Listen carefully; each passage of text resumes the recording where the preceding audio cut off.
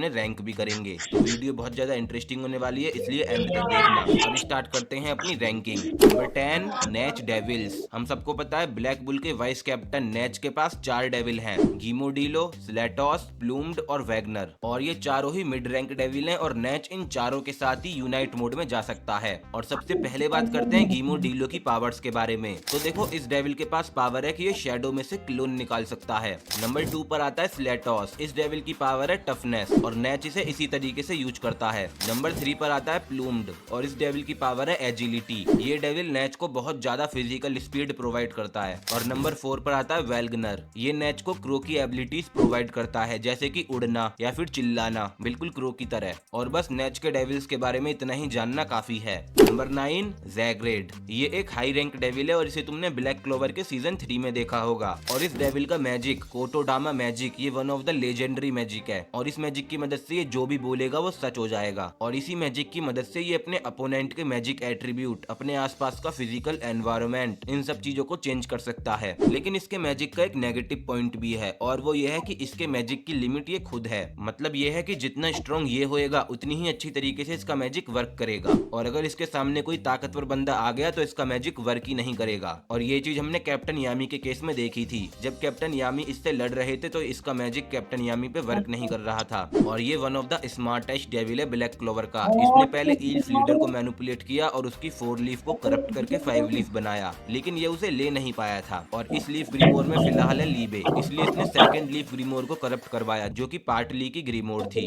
और ये सब कैसे हुआ वो तुमने सीजन 3 में देखा ही होगा। और लास्ट में मैं बस यही कहूंगा, ये डेविल था तो बहुत ज्यादा स्ट्रॉन्ग, लेकिन इसने गलती ये कर दी कि ये मेन कैरेक्टर से भिड़ गया। नंबर 8 पर आते हैं दो कैरेक्टर जिनके नाम है नामाहा और लिलिथ, और तुम इन दोनों को ट्विन डेविल भी कह सकते हो क्योंकि इनकी एबिलिटी ही इस तरह की हैं। सबसे पहले बात करते हैं इनके मैजिक के बारे में। तो नाहामा यूज कर सकता है डीमन फायर मैजिक का और लिलिथ यूज कर सकती है डीमन आइस मैजिक का। और इनके मैजिक इतने ज्यादा खतरनाक हैं कि ये सामने वाले के मैजिक को भी जला और जमा सकते हैं, जैसे कि इसने नेच के शैडो मैजिक को जला दिया था और दूसरे ने जमा दिया था। और ये दोनों ही हाई रैंक डेविल हैं तो स्ट्रॉन्ग तो होंगे ही, लेकिन इनकी स्पेशल एबिलिटी ये है कि ये आपस में फ्यूज हो सकते हैं और फ्यूज होने के बाद ये बहुत ज्यादा खतरनाक बन जाते हैं क्योंकि इनकी पावर एकदम से बूस्ट होती है। और फ्यूज होने के बाद ये दोनों ही डीमन आइस और डीमन फायर का यूज कर सकते हैं। लेकिन इन्होंने भी बिल्कुल जैग्रेड वाली गलती करी थी, आस्था को हल्के में ले लिया और फिर आस्था ने इन दोनों को ही बीच में से काट दिया। नंबर 7 बेल। देखो ये एक ऐसा डेविल है जो हमें नहीं दिखाया गया, हमें सिर्फ इसकी पावर बताई गई है जो कि है एयर मैजिक। और इस पावर का यूज कर रहा था देमना तियो जब लूसियस ने इसे पैलाडीन बना दिया था।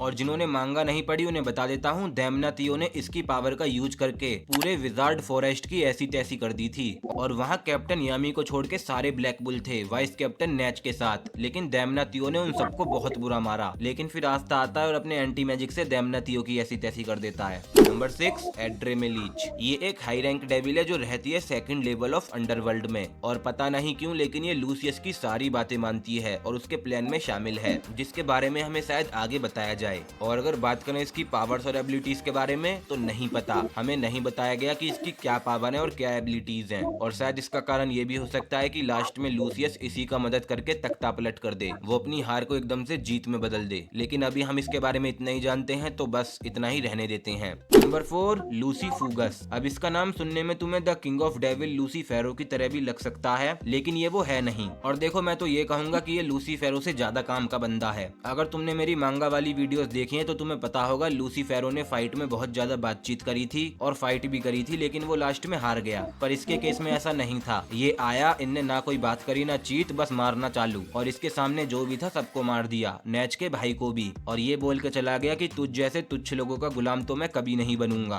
और बस इसके बारे में हमें यही बताया गया है और कुछ नहीं बताया गया, ना इसकी पावर बताई गई और ना ही इसकी एबिलिटी। नंबर 4 मैजिकुला। ये ब्लैक क्लोवर सीरीज की टॉप 3 डेविल में आ सकती थी, पर मैंने क्यों नहीं रखा वो आगे बताऊंगा। और इसके बारे में हमें बहुत कुछ बताया गया है, जैसे कि अंडरवर्ल्ड के 3 रूलर हैं और ये तीसरी रूलर है अंडरवर्ल्ड की। मतलब समझ रहे हो, ये सारे डेविल्स पर राज करती है और ये रहती है अंडरवर्ल्ड के लेवल 3 में। और इसका मैजिक है कर्स वार्डिंग मैजिक, जो कि बहुत ज्यादा खतरनाक मैजिक है क्योंकि उससे ये किसी को भी कर्स दे सकती शक्ति है और इसने बहुत सारे लोगों को कर्ज देकर मारा भी है, जैसे कि एसियर सिल्वा। ये सिल्वा फैमिली की मदर है और इसे इसी ने मारा था। और हमने और भी कैरेक्टर देखे हैं जिसे इसने कर्ज दिया है, एग्जाम्पल के तौर पर लोलो पेचिका और अपनी क्वीटी क्वीन कैप्टन चार्लोट को भी। लेकिन अगर तुमने मांगा पढ़ी है तो तुम्हें पता होगा नोवेल और नोवेल के भाई ने अपनी मदर का बदला लेने के लिए इसे मार दिया। नंबर 3 बेल्ज़ेबब। ये भी बहुत ज्यादा खतरनाक डेविल है और ये अंडरवर्ल्ड के 3 रूलर में से एक है और इसका मैजिक है स्पार्टियल मैजिक, जो कि एक रेयर मैजिक होता है और इसकी मदद से ये स्पेस तक को बैंड कर सकता है। और सीरीज में हमें इसका एक होस्ट भी देखने को मिला है जिसका नाम है जेनन। और हम सबने सीजन 4 में इसकी पावर देखी है कि कैसे ये क्लोवर किंगडम में आया और इसने फर्स्ट मैजिक स्क्वाड को ऑलमोस्ट मार दिया था और उसमें तुम्हारे यूनो और कैप्टन विलियम भी हैं और 8th मैजिक स्क्वाड के कैप्टन मतलब कैप्टन यामी को टांग के ले गया था। तो अब तुम इसकी पावर का अंदाजा लगा ही सकते हो।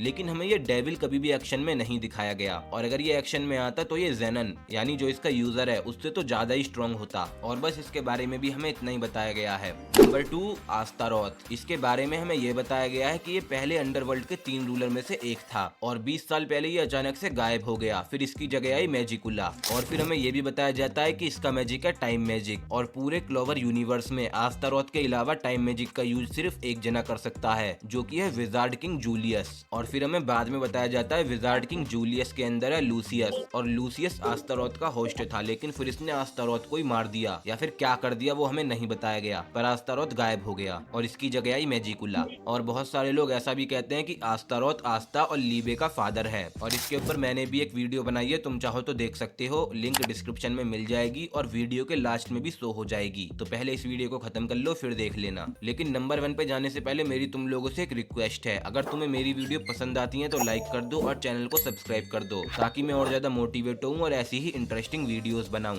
Number 1 the king of devil लूसीफेरो। और जब ये ह्यूमन वर्ल्ड में आया था तो इसके पास इसकी सिर्फ आधी पावर थी, आधी पावर इसकी अंडरवर्ल्ड में थी और इसने अपनी ह्यूमन वर्ल्ड की आधी पावर से सारे के सारे मैजिक नाइट को बहुत बुरा मारा क्या, सारे मैजिक नाइट को एक एक चांटे में साइड कर दिया सिवाय मैरियो ल्यूना को छोड़कर, क्योंकि उसे 3-4 चांटों में किया था। लेकिन इसने भी वही गलती कर दी जो नहीं करनी चाहिए थी, ये सीरीज के मेन कैरेक्टर से लड़ने लगा और आस्था ने इसे लास्ट में मार दिया। लेकिन इसकी हाफ पावर अब भी अंडरवर्ल्ड में थी और बाद में उसे मार देता है लूसियस अपने सोल मैजिक का यूज करके और आस्तारोथ के टाइम मैजिक का यूज करके। अब तुम में से बहुत सारे लोग ये सोच रहे होंगे कि भाई लिस्ट खत्म हो गई लेकिन लीबे कहाँ है। तो देखो उनसे मैं बस यही कहूंगा कि मुझे खुद समझ में नहीं आया कि मैं लीबे को कौन सी पोजीशन पे रखूं, और ऐसा इसलिए क्योंकि अगर लीबे बिना आस्था के है तो वो सबसे कमजोर है क्योंकि अपने मैजिक का यूज वो खुद ही नहीं कर सकता। लेकिन अगर वो आस्था के साथ है तो वो सबसे ज्यादा स्ट्रॉन्ग है, फिर उसका सामना कोई नहीं कर सकता। इसलिए मैंने इसकी रैंकिंग पूरी तरीके से तुम्हारे ऊपर छोड़ दी। मेरे हिसाब से तो ये डेविल लिस्ट से ही बाहर है, ये सबसे ज्यादा स्ट्रॉन्ग है। और तुम इसके बारे में क्या सोचते हो कमेंट में बता देना। और देखो अगर तुम्हें इस वीडियो में